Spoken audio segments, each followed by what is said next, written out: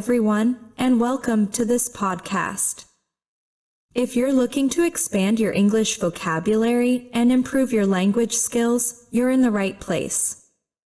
Today, we're diving into the famous book 504 Absolutely Essential Words, a fantastic resource for mastering key English words used in everyday conversations, exams, and professional settings. In this podcast, we will learn 6 words from this book, and by the end, we will have a short story using these 6 words.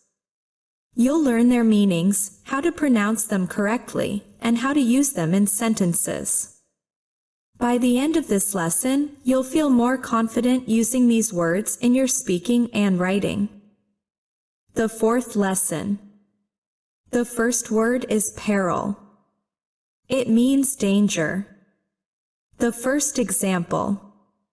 The hunter was abandoned by the natives when he described the peril that lay ahead of them. The second example. There is great peril in trying to climb the mountain. The third example. Our library is filled with stories of perilous adventures. The fourth example. The company's financial instability placed it in peril of bankruptcy.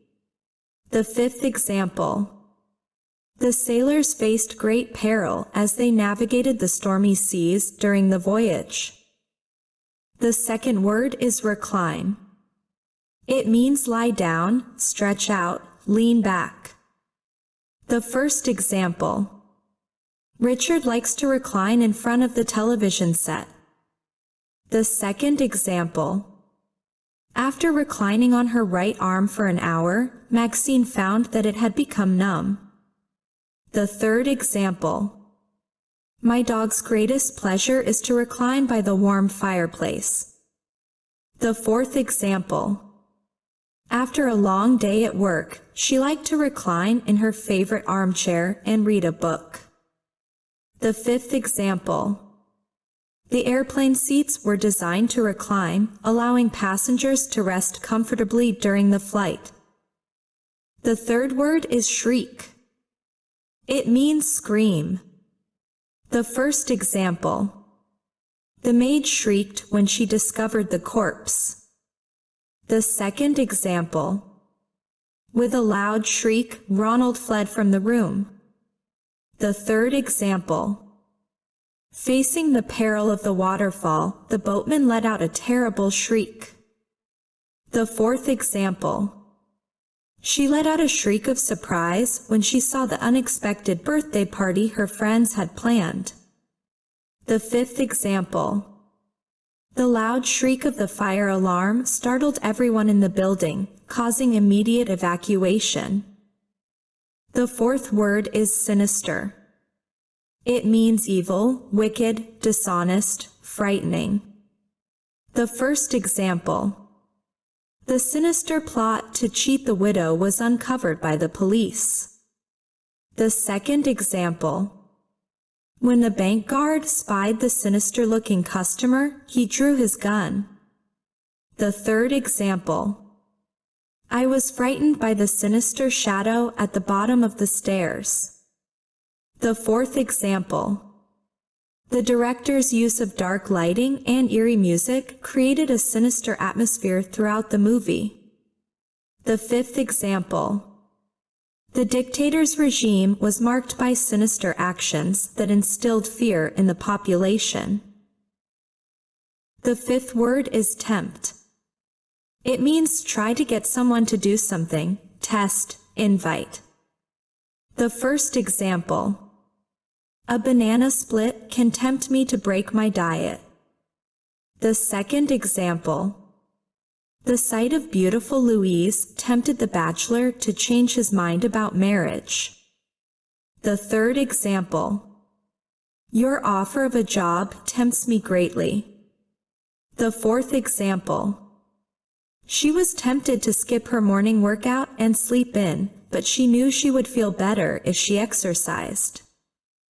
The fifth example. The delicious aroma of freshly baked cookies was enough to tempt anyone walking past the bakery. The sixth word is wager. It means bet. The first example. I lost a small wager on the Super Bowl. The second example. After winning the wager, Tex treated everyone to free drinks. The third example. It is legal to make a wager in the state of Nevada. The fourth example. She placed a wager on her favorite team to win the championship. The fifth example. Investors often wager on the stock market, predicting which companies will perform well. Now we have a short story from the words we have learned. In the heart of the enchanted forest, a group of friends decided to embark on an adventure, unaware of the peril that awaited them. As they journeyed deeper into the woods, they found an old, abandoned cabin with a sinister air about it. Despite the unease, curiosity began to tempt them to explore further. Inside the cabin, they discovered a dusty, worn-out sofa. One of the friends, Sarah, decided to recline on it, hoping to rest for a moment. As she leaned back, a shriek echoed through the cabin, startling everyone. They turned to see an old journal fall from the shelf above the sofa, landing at Sarah's feet. John, the bravest of the group, picked up the journal and opened it. It contained tales of explorers who had ventured into the forest, only to face great peril and never return. The entries spoke of dark magic, mysterious disappearances, and untold treasures. Tempted by the promise of riches, the friends made a wager. Whoever found the treasure first would get the largest share. They set off, following the clues in the journal, their hearts racing with a mix of excitement and fear. As night fell, the forest grew darker and more sinister. Shadows seemed to move on their own, and the eerie silence was broken only by the occasional rustle of leaves. The friends pressed on, determined to uncover the treasure, but the deeper they went, the more they realized they were not alone. Their journey had become a true test of courage and friendship, as they faced the perils that lurked in the enchanted forest. With each step, they grew more aware of the sinister forces at play, and the line between reality and legend began to blur. In the end, the friends, with the help of each other and John's sacrifice, managed to find the hidden treasure. But they soon realized that the true treasure was the friendship and courage they had gained throughout this journey. They returned home with hearts full of satisfaction and sweet memories, knowing that nothing is more valuable than friendship and shared experiences. I hope you enjoyed today's lesson, and until the next one, goodbye.